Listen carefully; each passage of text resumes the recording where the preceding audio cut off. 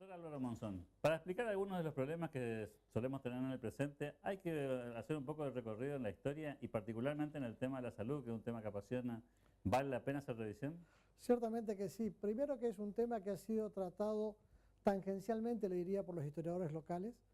y en consecuencia marca bien claro la etapa en la cual el Estado comienza a hacerse cargo del tema de la salud. Inicialmente la salud era un tema básicamente de la religión o de las sociedades de socorros mutuos, hasta que el Estado primero a través del municipio, esto hay que decirlo, y luego a través de distintas formas institucionales hasta llegar en las postrimerías del peronismo a la aparición del primer Ministerio de Salud Pública.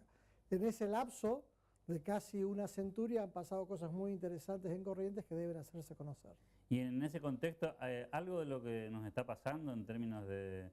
problemas, de deterioro, del funcionamiento en general del sistema actual de salud, ¿tiene que ver con esos pasos que ha dado en la historia, al menos en el caso de Corrientes? Y tiene mucho que ver en el sentido que hay errores que estamos volviendo a cometer. El primer error tal vez es el de una, no diría descentralización, sino una desconcentración sin coordinación. En el sentido que, piense usted, por ejemplo, que al momento de producirse la epidemia de fiebre amarilla en Corrientes, teníamos la medicina portuaria por un lado, por otro lado el médico de policía que tenía una función importante en cuanto a la prevención de epidemias en nuestro medio, el Tribunal de Medicina que era el encargado de celar, así decía el texto, el ejercicio de la profesión, existía el médico municipal y generalmente esas actividades no estaban coordinadas y además había pocos médicos. Hoy tal vez tenemos una superpoblación de médicos, pero se ha complejizado tal la medicina que tenemos otro tipo de actores que son necesarios y que no están disponibles en todos los lugares del territorio provincial. Durante mucho tiempo los médicos de Corrientes eran, por decirlo de alguna manera, importados o eventualmente correntinos que se tomaban la tarea de prepararse fuera de Corrientes. Luego llegó la universidad, la Facultad de Medicina, la escuela primero. ¿Cuánto ha jugado en la historia, digamos, la aparición de ese fenómeno de proveedor por un lado, pero también al mismo tiempo seguramente marcando un sesgo, ¿no? Bueno, es un tema más que interesante porque no ha sido estudiado con profundidad el impacto que genera la Facultad de Medicina en toda la región del Nordeste. Antes de ese periodo, en general, el médico siempre ha tenido un papel protagónico dentro del ambiente social, muchas veces con una derivación hacia lo político, hacia el accionar político, sin mucha repercusión específica en el campo de la salud. Pensemos médicos notables que han sido figuras trascendentales de la política, González, el propio José Rafael Gómez, médicos más actuales donde han tenido su participación en política nacional, Miguel Susini, el propio Mamerto Acuña como padre de la pediatría, los Lanari en Buenos Aires, que han dejado una impronta dentro del ámbito científico en particular, pero también del político en especial. Y a lo mejor esas características fundamentales no se ha trasladado. Piense usted que tal vez el mejor exponente de lo que ha sido la salud pública a nivel nacional, o en aquella época se llamaba la higiene pública, ha sido un correntino accidental, nacido en el puerto de Corrientes, en realidad y anotado en el puerto, que fue Emilio Coni.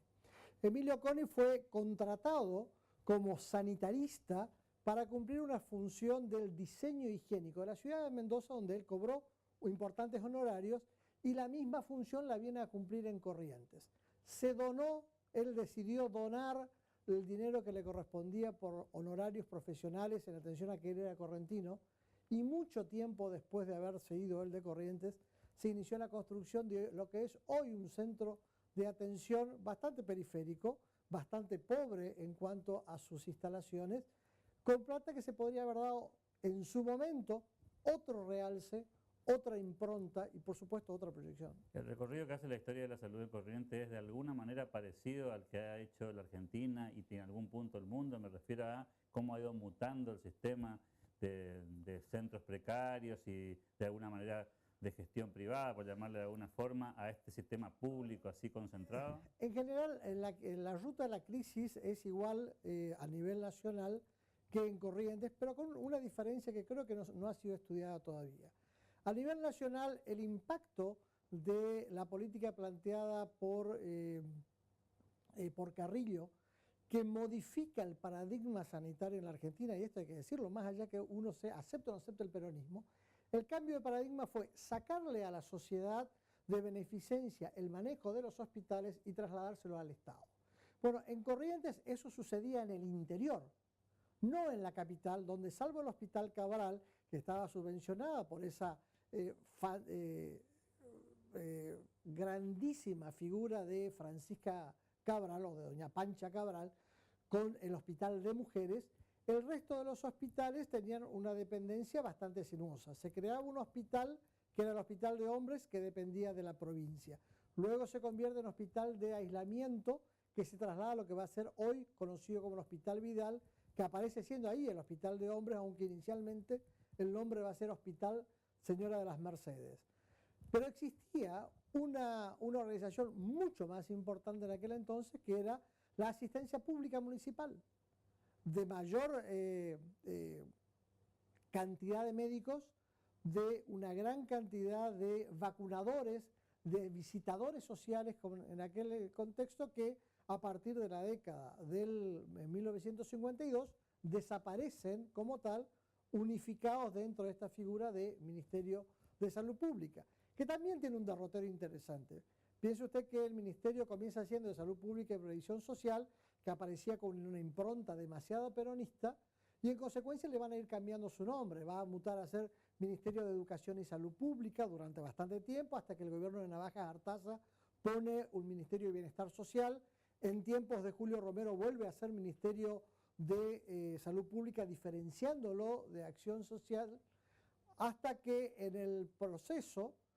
primero lo convierte en una Secretaría de Estado con rango de ministerio, estas cosas híbridas creadas que no tienen nada que ver con el diseño constitucional nuestro, hasta que finalmente sí, en los albores, hacia la finalización del gobierno del proceso, se establece un Ministerio de Salud Pública con Rúbeda como ministro, y desde entonces hay una cierta estabilidad en la materia en cuanto a la denominación, aunque va a ir saliendo y entrando dentro de su órbita la famosa acción social. ¿Cuánto ha jugado en todo esto que estamos dialogando? Esto que tiene que ver con el cambio en la demanda del sistema de salud, de aquella historia en la que seguramente mucha gente no tenía mucha sobrevida, algunas enfermedades ni siquiera se podían tratar, la salud estaba más orientada a resolver los problemas más elementales y la alta complejidad parecía una cosa de otro planeta, a esta en la que aparece, claro, una demanda muy alta de alta tecnología, digamos, de alguna manera, de mayor desarrollo de la ciencia. ¿Cuánto juega en este armado del sistema de salud este cambio en la demanda? Bueno, en este diseño hay que tener en cuenta que siempre en Corrientes estuvieron primero los hombres, después las instituciones. ¿Por qué decimos esto? Porque hasta la década del 40, en Corrientes, el pobre se atendía en el hospital, el rico era atendido por el médico, pero las operaciones programadas o planificadas se hacían en Rosario, en Santa Fe, en Buenos Aires o bien en Paraguay. No se hacía en Corrientes salvo las emergencias. En la década del 40 aparece una playa de cirujanos jóvenes,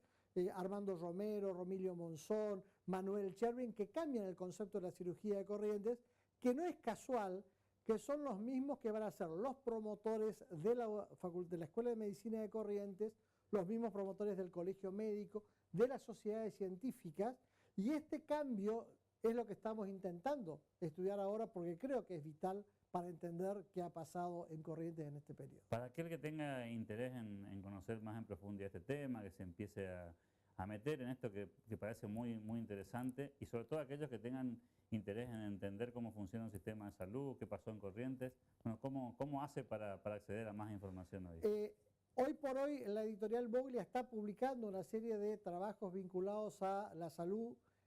pública en particular, y hay algunos trabajos todavía dispersos, pero hay trabajos, yo les diría, realmente importantes en los anales de la Junta de la Historia, en los congresos de historia, donde aparece ya la impronta de este desafío que es estudiar la historia de la salud. ¿Cuál sería el legado más importante que nos deja como aprendizaje este derrotero de Corrientes? ¿Hay un legado positivo? ¿Hay un legado que también nos enseña a corregir?